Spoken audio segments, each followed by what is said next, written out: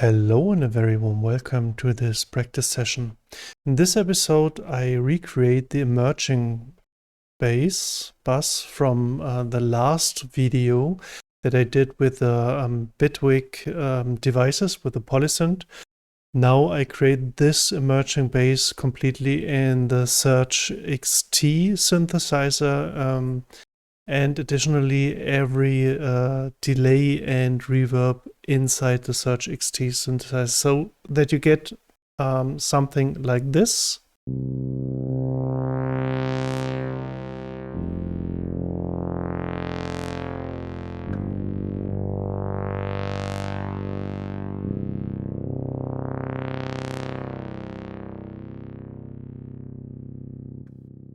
Okay, but let's get started.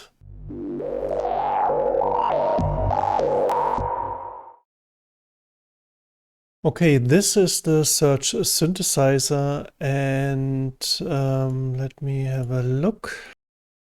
And this is a fresh initialized one, yes, right now. And I put a peak limiter over here so that nothing could happen right now. Then I put the volume meter to 0.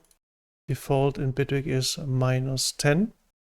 But control click and a 0 puts it up to 0, because there's a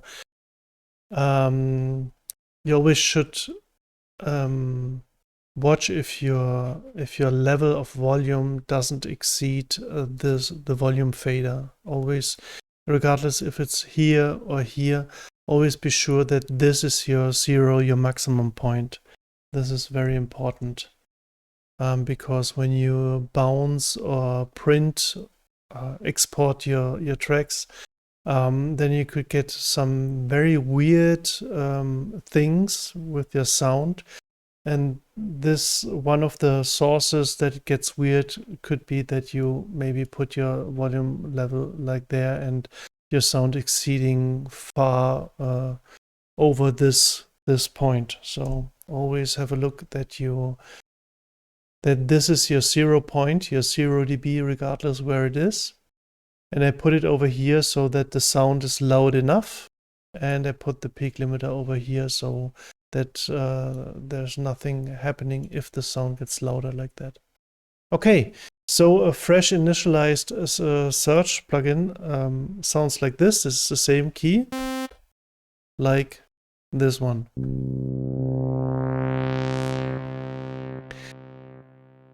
So in the last patch, in the last video, I used in Bitwig a multi-note with 3 notes in different octaves. I don't have this possibility in SurgeXT, I think. At least I don't know it. And so I have to be a little bit creative, but the last patch I did was done with one oscillator, one sawtooth oscillator. And Surge has several oscillators, like 6 different ones, then 2 noise generators, and then 2 additional, you can see it over here, 3 oscillators, then a mixture of oscillator 1 and 2, or 2 and 3 as ring modulator, and 1 noise oscillator. And since SurgeXT has 2 scenes, you have the same again in scene B.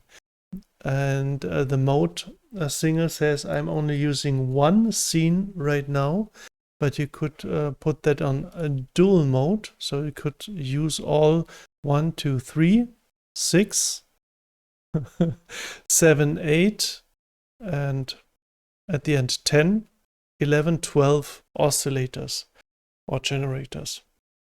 But right now I'm just using scene A with 3 oscillators because I want to have 3 different notes.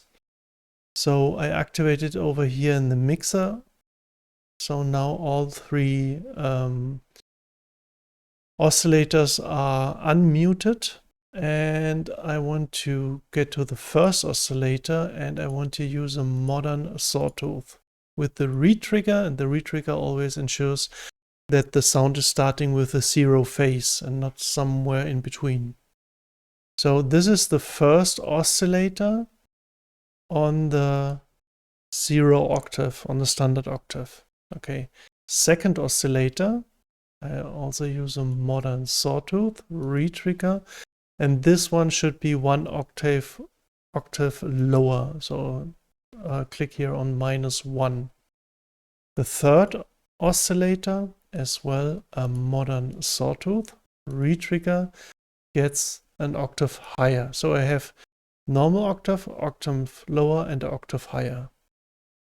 So maybe I just put that a little bit down because it could be very loud right now. This is my sound.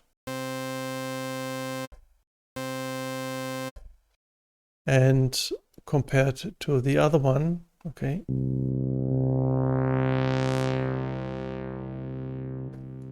You notice that this sound is somewhat clear and the other one is more smooth. And smooth could always be like another waveform or maybe a filter. And in Surge, there's a filter section with 2 filters over here. This is filter 1 and this is filter 2.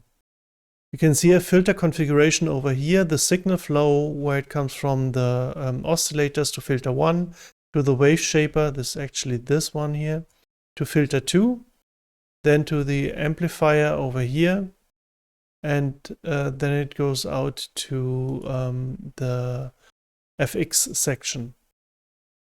You can change here the signal flow like this, for example, but we just use this stereo filter or stereo signal flow. Okay, the lower section on the bottom we don't use. These are all modulators, but this patch is so maybe basic from modulation point here, so we just use this all this over here because we have all the modulation we need over here already. So we don't have to get too complicated with or complex. Nothing's complicated, everything is just complex. And over here, so we just use the upper part over here. So now we have 3 sounds, and compared to the pitch to the original one is lower. So I configured here all 3 oscillators, one over on the 0 octave, one -1 and one +1, but this is still too high.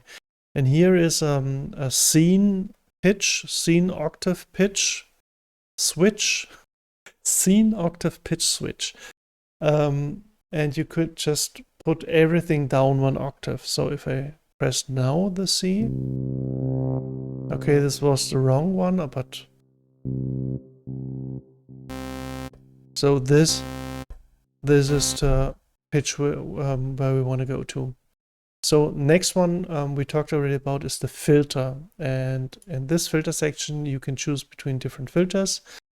This is a standard low pass filter what we are searching for, and I think a 24 dB slope, and default wise the cutoff is at half here, and if I press the key,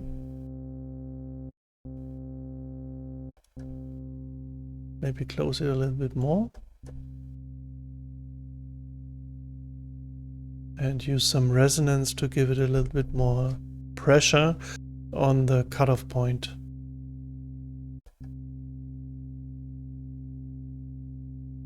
Maybe like this. In the filter section over here where the 24 dB is, you can change it with the mouse wheel, for example, up and down. There's on the right side a number, and if you click with the right mouse button on it, it says driven. Default wise it's on standard, but maybe because I initialized this patch only, this wasn't resetted correctly, I don't know. Normally it's on standard. And the driven filter is just that the input signal is a little bit louder, and so the filter gets a little bit distorted maybe. And wait, I want to put the fader again on 0 dB. So the signal is loud enough. And what we want to do, sorry, is a filter movement, like on the original one. So there's a closed filter, and this closed filter opens up and closes again. So what we're going to do is on our patch is to do this.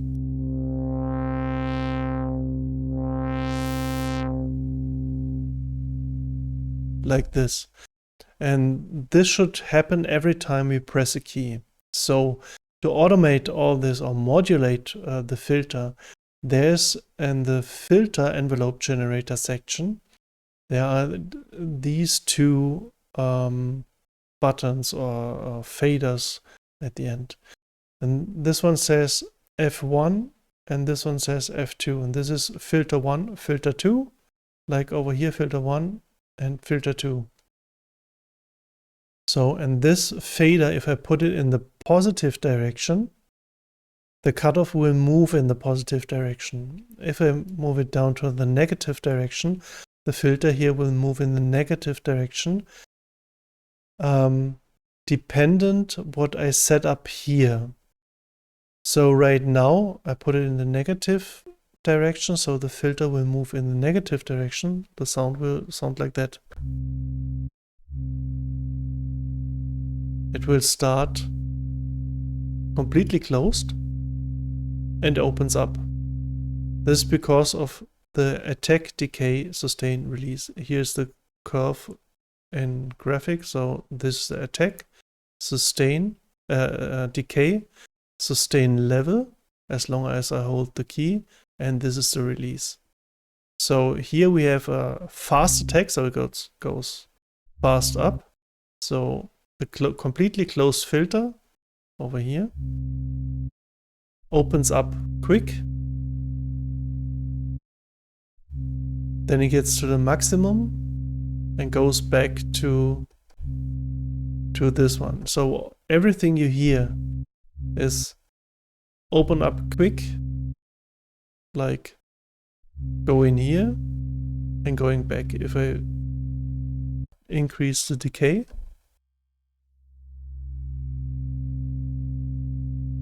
so, but we want another movement. So we want a positive movement, so that the filter goes over here, like this.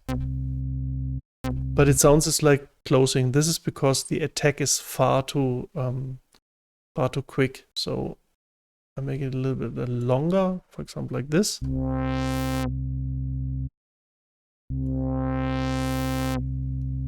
Longer decay. Like this. What is the original saying?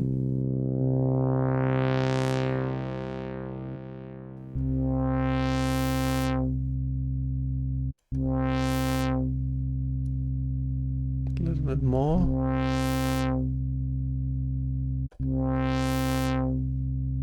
And here we have a linear movement, so it goes up the same speed and it goes down the same speed. But on the original, if you try to listen on the movement of the filter, it is not linear.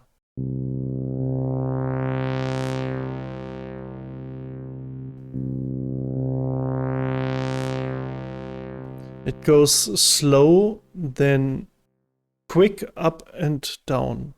So, and what we do here is that we use the filter envelope over here. This is on digital. You can switch it to analog. But here it's digital, and as long as it's digital, you see these bars over here. And you can move these bars by clicking on and moving the mouse on the one and on the other side. And you see already, this is the attack phase, and you can move the attack like this. So the attack is slowly going on, then quick on the top and going back again down. So right now we have then this one. And this is a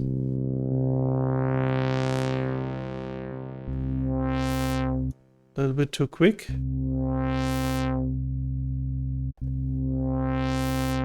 But this is the movement I want to have. So slowly going up, then quick, really up and quick down again.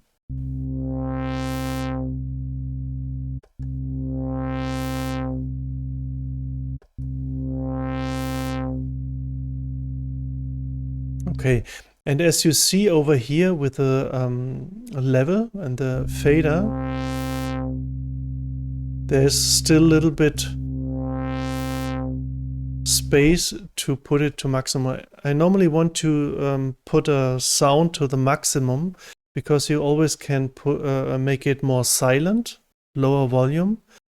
But if you need a loud sound, this is good if the preset already is loud from the beginning, so that the preset uses all the space it could use, and if you use it later in a track or something, you can always make it far more quiet if you want to have it more quieter. It's always a little bit more difficult to make a preset louder at the end, even if you did it yourself.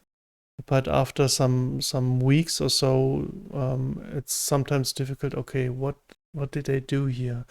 Where should I? Which knob should I turn? So I already watch over here and say, okay, I want to have it a little bit louder. So I try from the beginning. Where's my first gain? I can turn around. So or I can turn. So here's everything on loud. Then I have here the mixer, and on the mixer here's a gain button. So I take this gain button, I put it a little bit louder, 6 dB is much. A bit more. But there's something not nice in the upper frequencies. So I put it a little bit more down.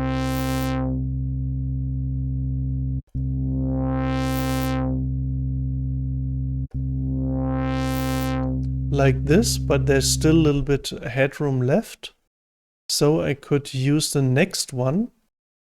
And this was the mixer section, then it goes to the filter, and there is no gain in the filter. Could be the wave shaper, but I don't want to touch the wave shaper right now. And here is the gain from the amplifier.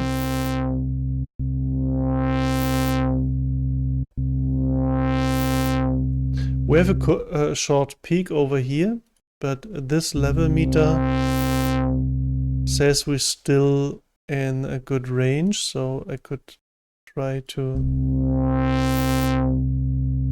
Okay, I think that's close enough to 0. Okay, so now what I want to do is to cut as well the low frequency, because everything I'm going to is this effect and a little bit the bass for as well, and I can use here in this whole filter section the high pass.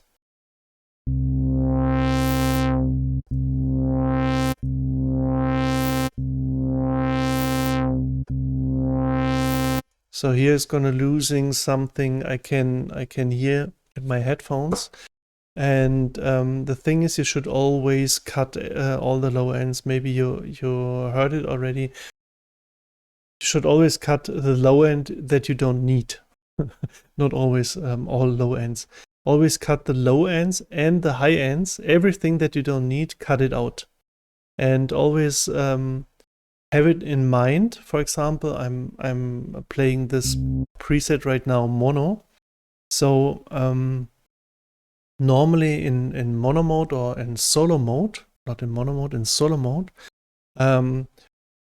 you could leave some more frequencies over here so that it sounds like thick and bassy and everything. But if you use it in a track or something, you always should tailor this sound to your needs of the track. So if you already have basses and bass drums and other instruments that are playing down below, and you only need this effect. So you could, for example, high pass this way higher. For example, like this. You notice the difference? Here's much more bass. Here's less bass, but imagine you have a sub bass working in a bass drum or something, or this is in a very crowded place in your track. You don't need these lower frequencies. And lower frequencies always need a lot of energy that you can hear it. And there are some other techniques like saturation, distortion and everything, but this is not part of this video, so okay. So we have high passed this. We have made the filter to move after we configured 3 different octaves and put all 3 octaves 1 octave down. We configured the movement of the filter. We used a driven filter over here. Driven is like a higher input signal, and the higher input signal is then lowered at the end of the filter again. So inside the filter there's a higher volume, and mostly the filter will start to distort a little bit. That gives it a little bit, I don't know what to call it, gritty something, fuzzy sound a little bit. Okay. I made the whole sound louder, but now I have a problem. If I hold down the key, so the sustain level of the key that is pressed is a little bit too high.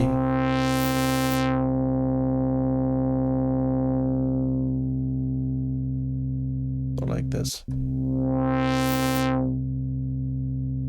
And I don't want to have it on this level, so I have to go over here to the amp envelope generator that controls the volume of my sound, and I could put the sustain to the level to my needs.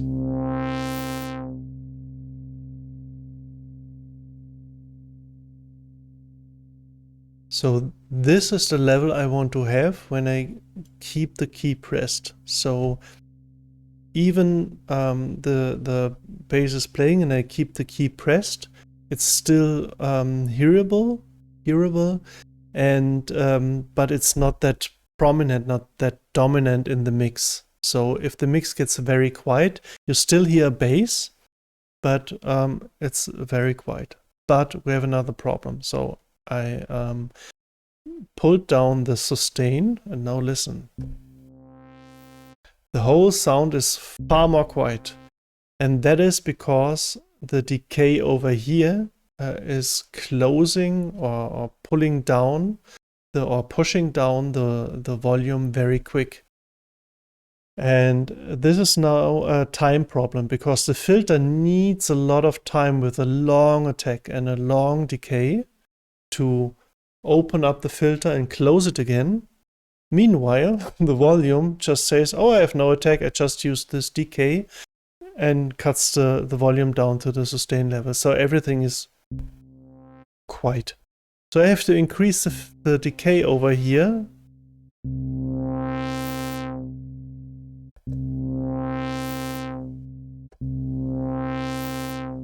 But it's still different. So what I do is I use this envelope, digital envelope over here, and change it so that the decay falls a little bit slower, like with a convex curve.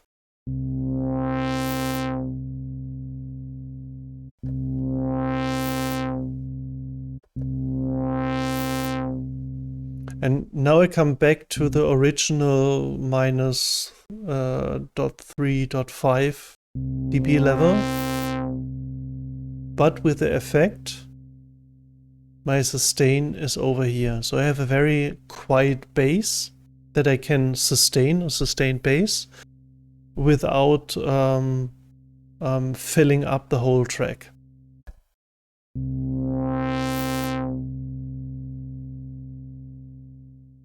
Okay, so that's the movement I wanted to have. That's the notes I wanted to have, the movement I wanted to have, the sustain level I wanted to have. So I did all the 3 oscillators here with the mixer section, just summing up again. Then putting everything down an octave with the scene pitch over here. Used a low pass filter, 24 dB slope with a driven, right click over here, with a driven filter. Then I created the modulation of the cutoff with this filter. What is it called exactly? Is there a description? I'll right click with a filter envelope generator mod amount so that it moves over here. Then I changed the character of the movement from linear to more convex logarithmic movement. Then I adjusted the sustain level and the decay level as well with the filter, with the envelope generator curve over here. So I get the same loudness that I had in the beginning. And now I'm at the point where I start to configure the whole effect section. Because that's nearly that I want to have with the whole movement of the sound. Okay. And the effect section of Surge looks like that I have a lot of chains and buzzes over here. You see here the A, maybe I put that a little bit bigger. You see in the top line the A scene A, and in the bottom line the scene B. If I move the mouse, everything starts to move. That's why I'm not moving the mouse. So in the top line there's scene A, in the bottom line there's scene B. And for every scene I have 4 slots to place in some effects. And additionally, for those scenes A and B, maybe I put it like over here and zoom it in to 200%. No, it doesn't work. Okay. So scene A, scene B, and there's an FX track. And this FX track, you can send everything from A to those FX tracks, and all those FX tracks are sent to this area where scene A and scene B comes together, sent to a master FX track over here where you have additional 4 tracks over here. So you have a lot of options to configure some effects. And the first effect I want to start with in the scene A, because we are scene A, is an equalizer, a graphic equalizer, to be sure to put away all the 30 Hz and 60 Hz frequencies. And it's just to ensure I'm here over 80 or 80 something like that. So just ensure, okay, there are no or less lower frequencies. So I could use here, for example, a gain again. If it gets too loud or if it gets too quiet, I could put on some gain or remove some gain. And the next effect I'm using is a delay. So I click on the slot, then open up here the FX again, and here's the delay. Now I use quarter delay. Okay, so with this quarter delay, there's as well again here you could input from more left or more right channel, but we want to have a mono delay. Then you have the delay time with left and right, but as I said, we want to have a mono delay. There's on the right channel, if you right click on the right channel, there's a link to the left channel. You click it, this is deactivated, and the right channel is always linked to the left channel.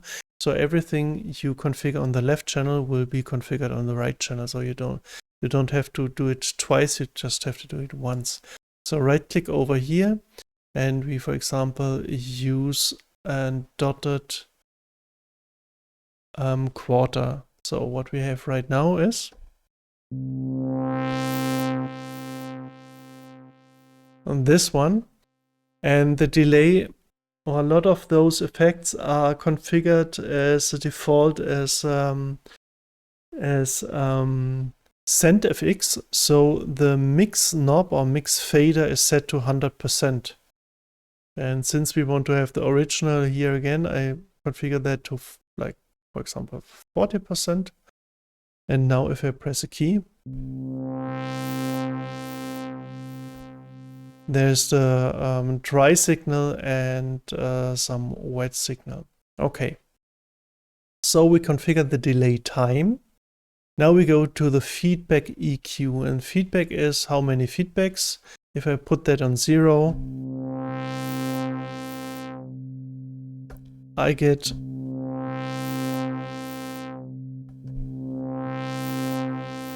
I should get 1 feedback or less feedbacks than I hear actually, but that's not that important right now.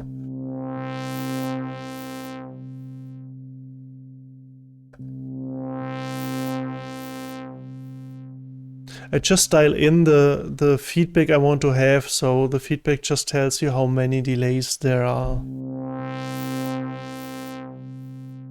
I think this sounds really nice. Then there's a crossfeed, and the crossfeed is something very important if you are aiming at listening your sound or your track on a headphone. Because in a normal world where you have speakers right and left, and you don't wear headphones, you don't wear headphones. So every time something comes out of the right speaker, you hear it on your right ear and a little bit later on your left ear. And the same if something comes out from the left speaker, you hear it on your left ear first, then on your right ear. This isn't like on the headphone. If you listen on the headphone and there's something on the right side, you only hear it on the right side, not on the left side, because if you have closed headphones like I have right now, nothing will come out and go into the left side. So the crossfeed will just crossfeed information with a little latency from the one side to the other side, like in the real world. This extends a little bit the let's say imagination of a room, maybe the stereo feeling a little bit. But right now we don't care about the crossfeed, but this is something you should care about if you're creating and aiming for people that listening music on headphones, what most people do nowadays. So something like a crossfeed is always really nice, especially on delays and such effect devices. Okay, that's about crossfeed. And then there is a low cut and a high cut. And low cut and high cut just removes lower and higher frequencies from your effect. For example, like that. Makes it a little bit darker, duller. Well, not that much. Like that. Then you have a modulation. You could modulate. You get more stereo. I don't want that right now. And then you have the width as well, something with stereo and modulation and the mix, and that's okay right now. And the next effect I want to have is a reverb. And SurgeXT has 2 reverbs, the Reverb 1 and the Reverb 2. In the manual is written that the Reverb 2 is a higher quality reverb. But don't always go for higher quality. if it fits your needs, then just take one that is sufficient. You could create everything with the highest quality, whatever, and you know, okay, this is the highest quality I could get. But sometimes you want some dirt in it, you want some grit in it, you want some imperfection in it. And another topic is the higher the quality, the more CPU your computer will use. If you have a monster CPU, okay, just do it. If you're going for everything should be high quality, I don't want to have any dirt in it, but then don't use any plugins that creates dirt. But be aware that those reverbs are a little bit different. And in this case, I just use the normal old reverb with, for example, just long. So with the reverb, we have a pre-delay. That's okay. I don't know, 27 milliseconds. Then different room types, room shapes. These are just different rooms. They sound different. Then you have the size. So these different sounding rooms, you can increase or decrease in size of the room. And decay times. And before I proceed, this reverb is always configured as a send effect. So the mix knob is always on 100%. I put that down, for example, as well on 40%. So we have a dry signal and a wet signal mixture. If I press now key,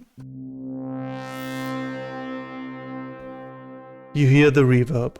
So there's a decay time. It says how long it needs that the sound decays down to nothing, sustain level, nothing.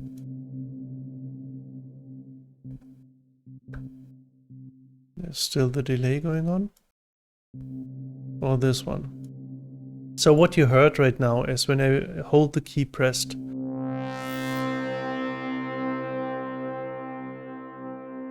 Instead of with...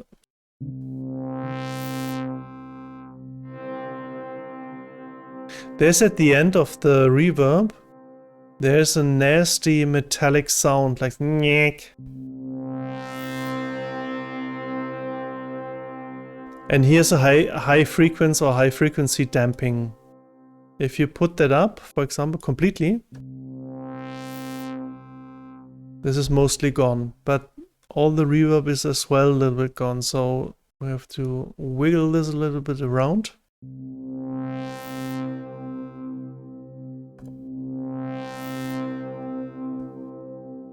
For example, like this.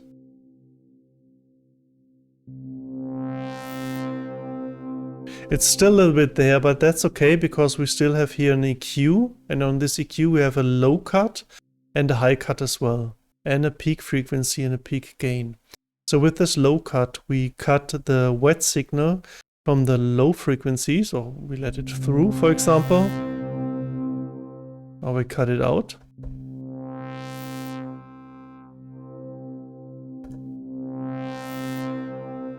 For example, like this.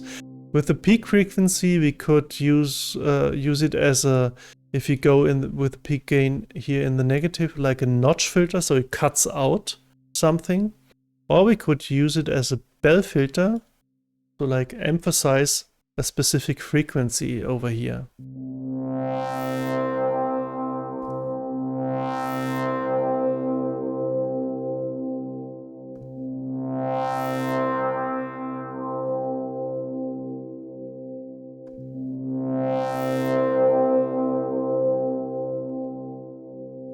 So if I de-emphasize that, attenuate that,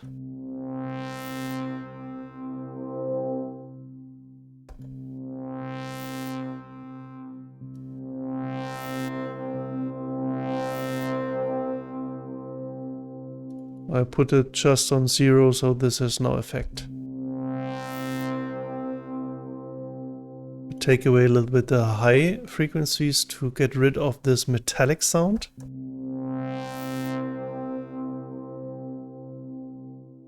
Maybe attenuate this a little bit.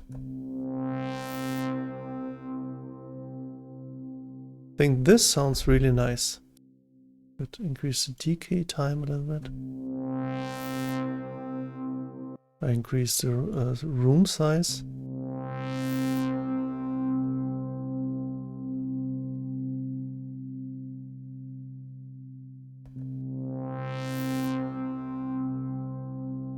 For example, like this. So, and this is our whole preset with all the notes, the movement of the filter, the loudness over here, or the volume over here that we try to preserve over here. Let's check it again. It's still a little bit quieter than in the beginning, but try to make it a little bit louder over here.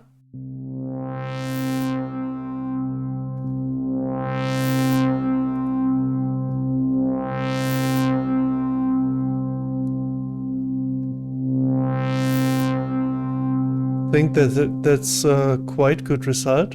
So we had, as I said, the filter, the movement of the filter, a little bit low cut, high pass frequency, then adjusting the volume over here, and then setting up the whole effect devices on the A scene FX track, an EQ to remove really the 30 and 60 hertz frequency domain, then a delay that we configured as a mono delay, and we could just use the crossfeed again, but this would make it a little bit louder.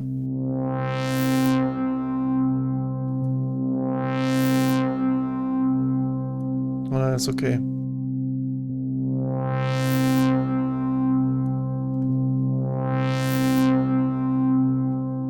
Since it is a mono delay, it's not that important that crossfeed is working because the sound is on both ears. As soon as you start with the stereo delay, this could be very important. So we configured the low cut and the high cuts. We left out the modulation. We looked at the mix because the delay is mostly configured as a cent on 100%, so you have to dial that back. And then we configured the reverb. Left the pre-delay like it was, room shape, wiggled a little bit around with the size, the decay time, the damping to remove this metallic sound at the end. Then we used the EQ to cut a little bit away the low frequencies, to notch a little bit the frequencies around 475 hertz. And cut as well again a little bit of the high frequencies to get the rest of these metallic sounds, or get rid of the rest of the metallic sounds. And as well, this reverb was configured as a cent effect, so we had to dial down this to a normal level, for example 40% or even less, I don't know, to your liking. And this is our patch. So I would recommend, if you like this patch, just build it on your own. I could give you a download link where you could download and just use it, and everything is fine with that. But I really would recommend to build it on your own because this is not really a complicated patch. It's not really complex, and if you're not so if you didn't create a patch or something, or not that often already, you should do that because you learn so much by doing it on your own. Just pause this video, dial it back, fast forward or whatever, or just do it from your mind or your memory. But do it on your own. That's really, you can download so many patches, and this is really not a complicated patch. Just my advice to you, just do it. Do yourself a favor and create this patch on your own. You will like it, and maybe you find another interesting sound on your way because you wiggled the wrong fader or knob or something. And that is always this lucky accident people are searching for. Or you do it everything fine and you have this preset that you made your own, and that is something that is really nice. And you know how to move things and faders that they sound like they should. Okay, I hope you liked this video, And if yes, leave me a comment, leave me a thumb. If you want to know something about this patch, leave me a comment. If you want to know something about something else, and leave me a comment, you know where this leads to, just leave me a comment. I always like when people leave me a comment and say hello or something, or want to know, or just tell me something. Maybe you have a nice idea I didn't see over here. Just let me know, let the other people know that are watching the videos and reading the comments. And that's it right now. So I hope I see you soon again in the next videos. So stay healthy. See you soon. Ciao, ciao.